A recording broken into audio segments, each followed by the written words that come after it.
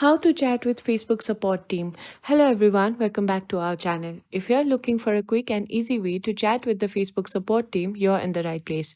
Today, I'll show you how to contact Facebook support step by step, so let's get started.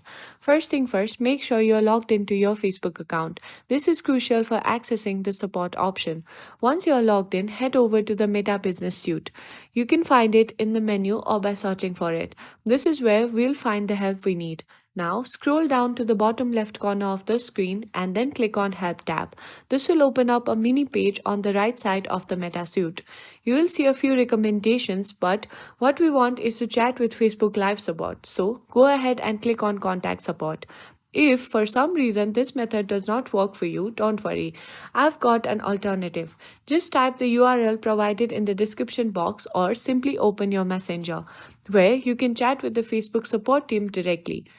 Once you're in the Messenger, in the search bar, you can simply type Meta Business Support, and here you can see a verified account, and it's super easy. If you found this video helpful, please give it a thumbs up, subscribe to our channel, and turn on the alert bell so you never miss out on more easy tips like this.